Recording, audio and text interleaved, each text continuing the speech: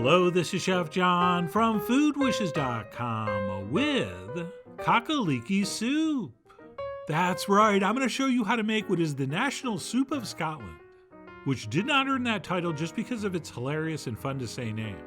Right, this really is one of the world's great chicken soups, which features one of my all-time favorite secret ingredients.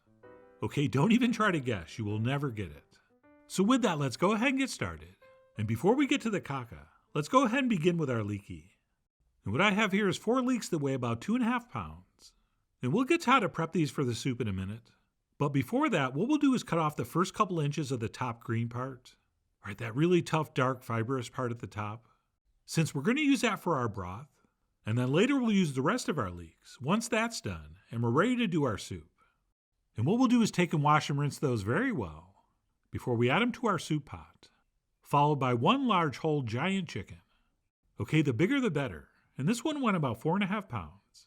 And then to that we will also add 1 bay leaf, 3 or 4 cloves of garlic that we cut in half, followed by that secret ingredient I mentioned earlier, which would be 4 or 5 dried plums, or as our parents called them, prunes. I know you didn't see that coming, but relax. Do not get your kilts in a bunch. And then at this point I'm going to go ahead and add 3 quarts of cold fresh water. And while I do, I'll explain why we added prunes and why you should not be afraid. All right, we're actually going to strain those out once our broth is done, so we won't be seeing those in our bowl later, but they are going to add a beautiful subtle sweetness to the broth. Not to mention they're going to give our soup a really nice color. And at this point we can turn our heat on to high, and we'll bring this up to a simmer. And no, in case you're wondering, I'm not going to skim any foam. The foam is fine. But what I will do, as soon as this does start to simmer, is turn our heat down to medium-low, or maybe somewhere between medium-low and low, and we will simmer this gently for 1 hour and 15 minutes. And during that time, once in a while, we can grab our tongs, and we can sort of dunk and swirl that bird around, which is mostly so we feel like we're doing something. And if you didn't, I don't think much bad would happen, but because the top of our breasts are out of the water, it just seems right to push that chicken down once in a while. But don't worry, even though a little bit of the breast will be above the surface, the heat will get to it and it will cook just fine. And that's it. While that slowly simmers, we can leisurely prep our leeks, which we always do the exact same way, since it is by far the most effective method. And once we trim a little bit of that root part off the white end, which holds everything together, we'll go ahead and split this right down the center, for a leek this size at least. Or if you happen to have a giant leek, you can go ahead and cut it in quarters. But anyway, once we have that split lengthwise, we will simply turn that and cut across like this, into about 1/2-inch slices, although the exact size is up to you. I mean, you are, after all, the William Wallace of making this Cock-a-Leekie soup flawless. And you do have the freedom to make them a different size if you want. But once you pick a size, you got to stick with it so they cook evenly. Plus, it will just look nicer. So we'll go ahead and cut our leeks up as shown, at which point we'll transfer those into a large bowl. And then we will fill that bowl with cold fresh water, which will allow us to give these a thorough washing. And in case you're not familiar, leeks are famous for having dirt and sand trapped between all those layers, which can be very tricky just to rinse out.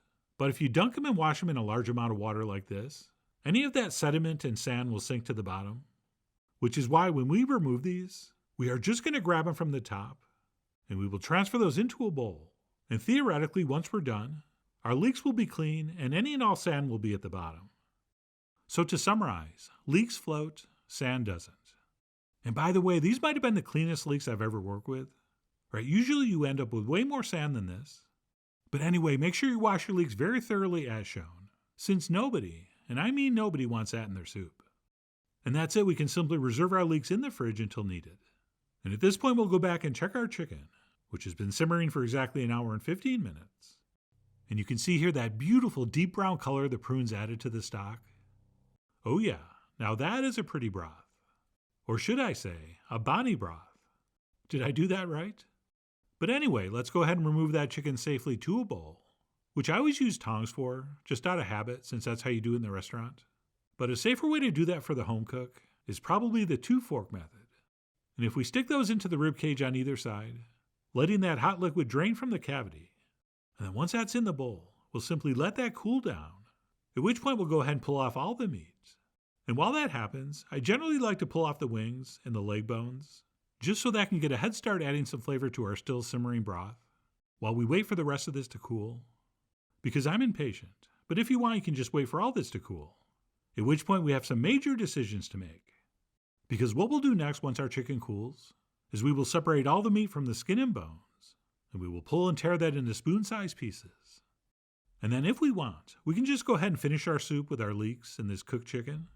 Or we could, and I really think we should, we can add the bones and scraps back to our broth and let it simmer for another hour, which I think is going to give us a much more flavorful broth. But either way, once we have that chicken picked off, we will pop that in the fridge until needed. And then if we are, and I definitely am, we'll go ahead and add those bones back to the broth, since they still have a decent amount of chicken flavor left. But if you don't have the extra hour, don't stress. Your cock-a-leekie will still be cock-alicious. But if you do have an hour, and I bet you do, I think this extra step is worth it. So I'm going to go ahead and add those and let this simmer for another hour on low, or whatever heat setting gives you a nice gentle simmer. And after about an hour, this is what mine look like. And that's it, we're finally done with these bones, and leek tops, and garlic, and prunes, and bay leaf. So I'm going to go ahead and take this skimmer, which in the business we call a spider, and I'm going to strain out everything into this bowl, which really should have a colander in it, since there's still going to be a good amount of liquid attached to those scraps. And if you use a colander, once that sits and drains for a while, you can just lift that out and pour whatever liquid's in the bowl back into the pot, which I did anyway, just not as easily. But anyway, the main point here is, the only thing we want left in the pot is the broth. And once that's happened, we can move on to finish our soup, which involves adding exactly half of our leeks to the pot. Oh yeah, just half. And I'll show you we're going to add the other half later. And then we will also at this point add some salt, as well as some freshly ground black pepper. And of course a few shakes of, nope, no cayenne. Not even a wee bit. We are giving cayenne the day off. And then once we have this seasoned, we need to decide if we want to thicken it a little, which I like to do with a little bit of white rice. But a lot of folks like to use barley or oats, or even potatoes if you want, or don't use anything at all. But I do think it's a better soup with a little bit of body, so I like to stir a little bit of rice in. And then what we'll do is let this simmer gently for 1 hour, stirring occasionally, during which time those leeks are going to get super soft and super sweet. And if everything goes according to plan, an hour later our mixture should look like this. And by the way, while that simmers, if you want, you can skim some of the fat off the top, which I usually do to some of it.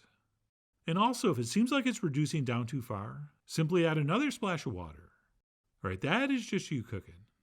And then what we'll do to finish this incredible soup is we will add the rest of our sliced leeks, plus our reserved chicken meat, which we can use all of for an extra meaty soup, or you could do what I did and pull out a handful to use for a couple enchiladas. And then because we grow it, I like to stir in a little bit of fresh thyme, which I think pairs really well with the chicken and the leeks. But is it worth buying a whole package at the store just to use a teaspoon? Maybe not.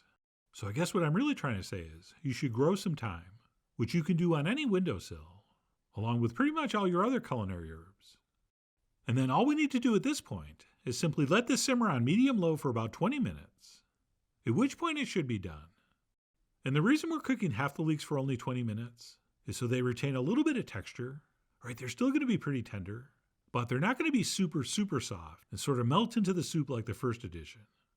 But anyway, like I said, we'll let that simmer for 20 minutes. And other than giving this a taste and checking for seasoning, since it almost always needs a little more salt, but other than that, our cock-a-leekie soup is ready to serve, which I'm going to do in a very large warm bowl. And as far as some finishing touches go, I enjoy a little extra freshly ground black pepper on the top, and maybe a pinch or two of some sliced chives or green onions. And that, my friends, I promise you, will be one of the most delicious chicken soups you've ever had in your life. All right, thanks to their very high glutamate content, leeks are one of the most flavorful vegetables of all time. All right, they just add a ton of savoriness, or as the kids like to say, umami. And I know it looks so simple, but it doesn't taste like that.